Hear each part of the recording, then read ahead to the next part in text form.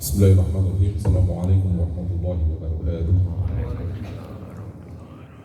Allahu Akbar, Allahu Akbar, Allahu Akbar, Allahu Akbar, Allahu Akbar, Allahu Akbar, Allahu Akbar, Allahu Akbar, Allahu Akbar. La ilaha illallah, Allahu Akbar, Allahu Akbar, walillahil hamd. Alhamdulillahi wahdah, sadaqa wahdah, wa nasara 'abdah, wa 'azza zunda wa hazama al-ahzaba wahdah. Asyhadu an la ilaha illallah wahdahu la syarika lah, wa asyhadu anna Muhammadan 'abduhu wa rasuluhu la nabiyya ba'da.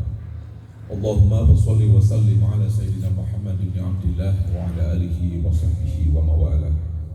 Amma ba'du, fa ya ayyuhal hadirun, usikum wa iyaya bi taqwallah, li'annahu man yattaqillaha yaj'al lahu makhraja wa yarzuqhu min haitsu la yahtasib. Faqala ta'ala fi kitabihil karim wa huwa asdaqul qailin. A'udzu billahi samii'il 'aliim minasyaitonir rajiim. Inna a'tainakal kautsar fasholli li rabbika wanhar, inna syani'aka huwal abtar. Hadirin jamaah salat Id rahimakumullah. Sebagai salah satu ajaran, kurban merupakan ajaran yang relatif tertua jika dibandingkan dengan beberapa syariat ajaran yang lain. Bahkan kalau kita baca dalam Al-Quranul Karim, perintah kurban ini sesungguhnya bukan hanya berlaku bagi umat Islam, tapi juga telah ditetapkan oleh Allah Subhanahu wa Ta'ala berlaku bagi seluruh kaum atau seluruh umat. Jika dilihat dari aspek sejarah, proses kurban ini sesungguhnya bisa kita lacak sebagaimana dijelaskan dalam Al-Quranul Karim surat Al-Maidah ayat 27. Ini sesungguhnya berawal dari sengketa dua anak Adam yang bernama Habil dan Qabil, ketika keduanya diperintahkan oleh Nabi Adam alaihissalam untuk berkurban semata-mata karena Allah Subhanahu wa Ta'ala ketika memperebutkan saudari tercantiknya yang bernama Iklimah. Sayangnya peristiwa dua orang bersaudara yang bernama Habil dan Qabil ini justru telah menelan jiwa, di mana terbunuh salah satu di antaranya, yaitu adalah Habil oleh Qabil. Peristiwa ini secara tidak langsung menorehkan sejarah kelam dalam peradaban kehidupan umat manusia, di mana pembunuhan antara manusia yang satu dengan manusia yang lain lagi-lagi terjadi, baik atas nama motif pribadi, motif ekonomi, motif politik, dan lain sebagainya. Seiring dan sejalan dengan perkembangan waktu, kemudian kurban pun yang tadinya diperintahkan oleh Allah Subhanahu wa Ta'ala senantiasa dalam rangka mendekatkan diri kepada Allah Subhanahu wa Ta'ala, justru telah mengalami penyimpangan yang begitu sangat jauh.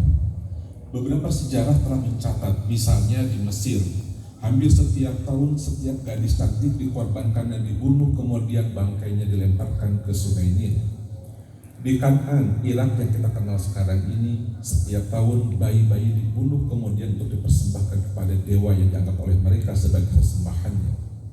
Bahkan di Meksiko, jantung manusia dibunuh setiap harinya, diperuntukkan untuk dewa perang. Bahkan di Skandinavia, di daerah Eropa Timur misalnya, orang-orang Viking justru senantiasa mempersembahkan para pemuka agamanya untuk kemudian dipersembahkan kepada dewa Baal, yang kata mereka dianggap sebagai dewa penyelamat. Ini merupakan sebuah bukti dan pertanda betapa bahwa sebenarnya banyak sekali penyimpangan-penyimpangan yang terjadi dalam kehidupan umat manusia, yang hakikatnya tadinya kurban diperuntukkan untuk dalam rangka mendekatkan diri kepada Allah Subhanahu wa Ta'ala, justru telah bergeser dan berubah menjadi sesaji, menjadi alat untuk meraih sesuatu selain dari Allah Subhanahu wa Ta'ala. Itulah sebabnya hadirin yang berbahagia, kurban yang telah diperintahkan oleh Allah melalui syariat Nabi Ibrahim alaihissalam sesungguhnya hakikatnya adalah sebuah bentuk bagaimana mengembalikan hakikat kurban. Kurban yang tadinya sesungguhnya diperuntukkan kepada selain Allah, dikembalikan hakikat dan tujuan utamanya adalah untuk mendekatkan diri kepada Allah Subhanahu wa Ta'ala. Hadirin yang berbahagia, simbolisasi yang digunakan oleh Nabi Ibrahim alaihissalam dengan menyembelih putranya Ismail hakikatnya adalah sebuah simbol rasa kepemilikan kita terhadap segala sesuatu. Inti dan paling utamanya adalah setiap kita hakikatnya memiliki Ismail. Setiap kita hakikatnya pasti memiliki Ismail. Walaupun Ismail dalam konteks kehidupan sekarang mungkin bisa berbeda-beda wujudnya. Ismail dalam konteks kita bisa jadi adalah ilmu pengetahuan yang sering kali kita cintai, sehingga membuat kita menjadi orang yang sombong, orang yang angkuh, orang yang tamak, orang yang rakus, orang yang tidak sekali lagi mendengar nasihat-nasihat tentang kebaikan. Bahkan bisa jadi Ismail yang dimaksudkan dalam konteks ini adalah harta dan kekayaan yang kita miliki, sehingga membuat kita menjadi jumawa, membuat kita menjadi arogan, membuat kita menjadi tidak lagi tunduk dan patuh kepada ajaran-ajaran Allah. Bahkan boleh jadi setiap kita ini adalah Ismail. Ismail dalam konteks bisa jadi adalah kedudukan, pangkat, jabatan, bahkan secara fisik adalah harta, anak kekayaan itu sendiri. Itulah sebabnya hakikatnya adalah menyembelih Ismail, hakikatnya adalah bukan menyembelih anak, tetapi adalah menyembelih sifat-sifat rasa kepemilikan kita tentang keduniaan, yang itulah yang seringkali menjauhkan kita untuk tunduk dan patuh kepada Allah Subhanahu wa Ta'ala.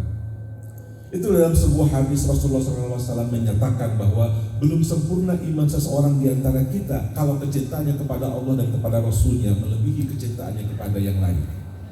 Kalau kita sebagai orang yang beriman, kalau kita mengaku diri sebagai orang yang tunduk dan patuh kepada Allah, niscaya keimanan kita ini paling tidak akan diukur sejauh mana kecintaan kita kepada Allah Subhanahu wa Ta'ala mampu mengalahkan kecintaan kita kepada yang lain. Kalau cinta kita kepada Allah, harus kita bisa mengalahkan kecintaan kita kepada yang lain, apalagi kepada hal-hal yang bersifat duniawi. Lalu yang menjadi pertanyaan adalah, kenapa kok dalam ajaran yang disyariatkan oleh Nabi Ibrahim alaihissalam menyembelih yang namanya putranya? Bayangkan hadirin yang berbahagia, tidak bisa kita bayangkan kalau kemudian yang terjadi Nabi Ibrahim ketika itu menyembelih putranya. Mungkin setiap tahun kita bisa menyaksikan tidak sedikit seorang bapak menyembelih anaknya atas nama legalitas agama. Ini kemudian diganti oleh Allah Subhanahu wa Ta'ala dengan simbol domba. Ini merupakan sebuah bukti dan sekaligus sebuah implementasi betapa bahwa Islam sebagai sebuah ajaran agama mengakui dan menjunjung tinggi kemuliaan setiap manusia. Tidak betul kalau ada orang yang mengatakan bahwa Ibrahim adalah sebagai seorang psikopat yang rela menghabisi anaknya sendiri. Tapi justru dibantah oleh Allah Subhanahu wa Ta'ala bagaimana mengorbankan seekor domba, dan domba ini kemudian dibagikan kepada seseorang atau kepada yang lainnya sebagai bentuk manifestasi tumbuhnya solidaritas di antara sesama umat manusia. Inilah hadirin yang berbahagia, banyak hal yang kemudian bisa kita gali dan kita kemudian dalami sekaligus kita jadikan ibrah dalam kehidupan kita. Itulah dalam surat Al-Kautsar sebagaimana disabdakan tadi. Allah Subhanahu wa Ta'ala berfirman, "Inna a'tainakal kautsar." Sungguh telah aku memberikan nikmat kepadamu yang sangat besar. Fasholli li rabbika wanhar, maka hendaklah kalian menjadikan sholat dan berkurbanlah semata-mata karena Allah. Inna syani'aka huwal abtar. Sesungguhnya orang-orang yang membencimu termasuk orang-orang yang jauh dari rahmat Allah Subhanahu wa Ta'ala. Allahu Akbar, Allahu Akbar, Allahu Akbar, walillahil hamd. Hadirin yang berbahagia, pesan yang kedua yang kalau kita tarik lebih jauh lagi, menyembelih hewan kurban hakikatnya adalah sebuah simbol. Orang yang berkorban hakikatnya bukan hanya sekedar mampu menyembelih domba, mampu menyembelih sapi, tapi kurban hakikatnya adalah kemampuan untuk kita mau bisa menyembelih sifat-sifat hewaniah yang ada dalam diri kita. Sifat apa itu? Sifat tamak, rakus, ujub, egois, merasa benar sendiri, sering melanggar aturan-aturan agama, tidak punya rasa malu, menghalalkan segala cara, persis seperti yang dipertontonkan perilakunya oleh domba dan sapi. Jadi hakikatnya setiap tahun kita memperingati Idul Adha atau Idul Kurban, hakikatnya adalah peringatan kepada kita, yuk mari kita sama-sama sembelih sifat-sifat domba yang ada dalam diri kita. Mari kita sembelih sifat-sifat sapi yang ada dalam diri kita, sifat yang kadang-kadang keparu, tidak pernah tahu aturan dan lain sebagainya. Inilah sifat-sifat yang seharusnya memberikan sebuah inspirasi kepada kita. Bukan hanya sekedar dombanya yang disembelih, bukan hanya sekedar sapinya yang disembelih, setelah itu kemudian kita makan-makan secara bancakan. Tapi spirit yang paling utama adalah ada sebuah pesan moral. Di situ ada sifat domba, di situ ada karakter sapi yang seringkali hinggap dalam diri kita. Kita kadang-kadang menjadi pribadi yang tidak pernah mau kalah.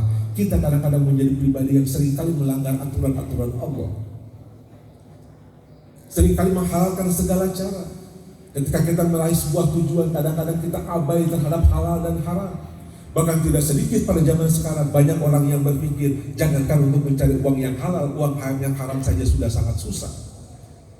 Hal-hal yang seperti ini seolah dianggap menjadi kebenaran, dan itu kemudian sudah mengkristal dan memasyarakat di tengah-tengah kehidupan kita. Ini adalah sebuah tafsir kehidupan kepada kita.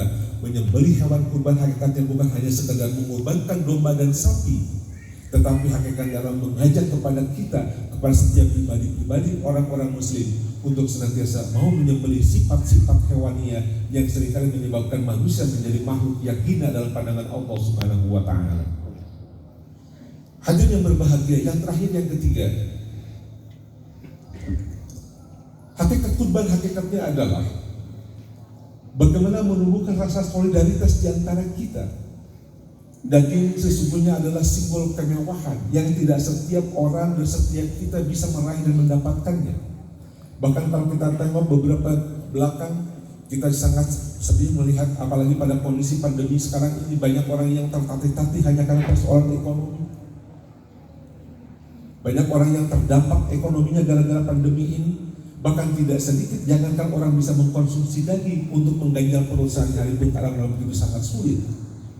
Ini merupakan sebuah cerminan dan sekaligus pelajaran kepada kita. Daging kurban yang hakikatnya adalah simbol kemewahan, bagaimana menumbuhkan rasa solidaritas di antara kita semua. Orang yang beriman hakikatnya adalah orang yang menumbuhkan tubuhnya tali solidaritas di antara sesama umat manusia. Kalau di antara kita sesungguhnya merasa orang yang paling beriman, katakanlah di antaranya adalah mau memberikan hal-hal yang terbaik untuk sesamanya. Dan sebaliknya orang yang beriman, dia akan senantiasa peduli terhadap sesamanya dan akan berusaha untuk melakukan sesuatu tindakan yang terbaik bagi sesamanya. Itulah dalam Al-Quranul Karim Allah Subhanahu wa Ta'ala mengingatkan kepada kita, "Duribat 'alaikumudz dhillah aina ma tuqifu ila bihablin minallah wa hablin minan nas." Akan ditimpakan kehinaan kepada umat manusia dimanapun kalian berada, kecuali yang pertama adalah menjaga hubungan baik dengan Allah, dan yang kedua adalah menjaga hubungan interaksi sosial dengan sesama umat manusia. Orang yang baik dalam pandangan agama hadirin yang berbahagia bukan orang yang baik dan tekun sholatnya kemudian jelek dengan tetangganya. Orang yang baik dalam pandangan Islam bukan berarti orang yang baik dengan tetangganya kemudian buruk hubungannya dengan Allah. Orang yang baik dalam pandangan agama adalah orang yang senantiasa menjaga hubungan yang harmonis dengan Allah, juga menjaga hubungan harmonis dengan sesama umat manusia. Inilah yang disebut dengan Islam yang paling purna. Karena itulah hadirin yang berbahagia, melalui peringatan Idul Adha ini, mari kita senantiasa terus tingkatkan kualitas keimanan kita. Kita tingkatkan terus ketakwaan kita, karena hakikatnya simbol kurban adalah sebuah ajakan sekaligus sebuah ibrah kepada kita semua agar kita senantiasa mau mendekatkan diri kepada Allah Subhanahu wa Ta'ala. Penyembelihan hewan kurban hanya merupakan ritual dan syariat, tetapi yang paling utama adalah di situ ada pelajaran moral agar kita senantiasa mau berbagi, mau senantiasa merenungi, dan senantiasa menjadi media untuk senantiasa terus dekat kepada Allah Subhanahu wa Ta'ala. Mudah-mudahan hadirin yang berbahagia, kita semua termasuk orang-orang yang senantiasa mendekatkan diri kepada Allah Subhanahu wa Ta'ala dan terus berupaya secara maksimal bagaimana menginternalisasikan ajaran-ajaran kurban dalam kehidupan kita sehari-hari. Hadirin yang berbahagia, terakhir marilah kita sama-sama menundukkan hati dan kepala kita seraya bermunajat dan berdoa kepada Allah Subhanahu wa Ta'ala. Mudah-mudahan Allah Subhanahu wa Ta'ala memberikan hidayah dan taufik kepada kita, memberikan kesehatan lahir dan batin, dan mengangkat pandemi yang sekarang sedang melanda Indonesia khususnya dan dunia pada umumnya, menjauhkan kita dari segala macam mara bahaya. Allahumma shalli wa sallim wa barik amin. Allahumma ya rabbal alamin. Alhamdulillahirabbil alamin hamdan syakirin, hamdan na'imin, hamdan yuwafi ni'amahu wa yukafi mazida. Ya Rabbana lakal hamdu wa lakal syukru kama yanbaghi li jalali wajhikal karim wa 'azimi sultanik. Allahumma ighfir lana dhunubana wa dhunuba abaina wa ummahatina wa jadadina wa jaddatina wa auladina wa azwajina wa dhurriyyatina wa likafatil mu'minina wal mu'minat wal muslimina wal muslimat al ahya'i minhum wal amwat innaka sami'un qaribun mujibud da'wat wa ya qadiyal hajat. Allahumma anzilna munzalan mubaraka wa anta khairul munzilin. Allahumma ihdinas siratal mustaqim, ihdinas siratal mustaqim, siratal ladzina an'amta 'alaihim ghairil maghdubi 'alaihim waladdallin. اللهم طول عمرنا وصحح أجسادنا ونبل قلوبنا وثبت إيماننا وأحسن أعمالنا ووسع أرزاقنا برحمتك يا أرحم الراحمين. اللهم اصرف عنا من البلاء والوباء والفتن والطاعون والأمراض وما لا يصرف عنا غيره. ربنا هب لنا من أزواجنا وذرياتنا قرة أعين واجعلنا للمتقين إماما.